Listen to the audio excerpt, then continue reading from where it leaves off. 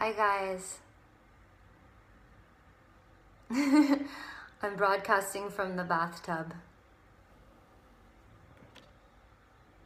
Hey guys, okay. So before I start reading chapter 2 in the story of X, I just had a few little things I wanted to get through. The first thing is a few people yesterday were accusing me of exploiting artists and taking illustrations for free and selling them. And this is something I take really seriously. I just wanted to let you know I'm not going to be selling this. This is just a collaborative thing, and anybody who chooses to participate, I will just be asking for your rights to reproduction. Oh yeah, and the other thing is people were just asking how they submit their illustrations. Very simple, just tweet them at me. I'll be keeping a close eye on my feed. Okay. I will come to Amsterdam and snatch your weave one day. Okay, so here we go. Story of X, Chapter 2, page 1. Days and weeks and months had passed since Allie X and her Shadow spun around too fast and were violently separated. For Shadow, the flesh world had become a place of great loneliness and confusion. She was trying to pretend to be a whole person, but it wasn't easy. Her health was diminishing rapidly. Her parents were watching in horror as their once cheerful daughter seemed to be fading away to nothing.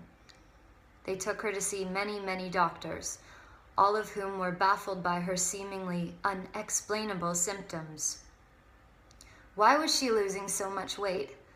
Why had she become so quiet and dark? Why was a mysterious letter X forming just below the surface of the skin atop her heart? At a loss and in a desperate need to fatten her up, the doctors resorted to pumping her full of extra fatty mayonnaise and force-feeding her pizza subs, but nothing worked. Shadow continued to grow more and more bizarre to everyone around her, and more reclusive. Desperate for an answer, her parents took her to a head doctor. If the trouble can't be found in her withering away body, perhaps it can be found inside her head, they said.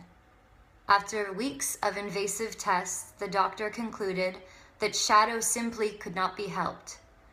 She was nothing more than a misfit, and there is only one place for people like her: the Institution for Misfits. Page 2. Stranded in Shadowland, Allie X was haunted by the memory of when she and her shadow self spun around too fast and were flung apart. How could spinning, something we both loved doing, cause us to be ripped apart from each other, she wondered. To fill what felt like an eternity of endlessness, Allie X spent her days and nights alone in her cave, practicing the X chord until her fingers bled. She was completely fixated on what the Wizard of X had told her. You must learn to play the X chord. You must write songs until one day you write the song that will solve X and reunite you with your shadow. In moments of exhaustion, Allie X would wander to her mirror or peer into the reflection in her bathwater in hopes of seeing Shadow again. But she never came. Okay guys, that's it for page 1 and 2. After this, I'm going to send out this copy, these words, with a little blank space where you can put in your illustration, and then you have till Sunday to submit. Okay, see you soon.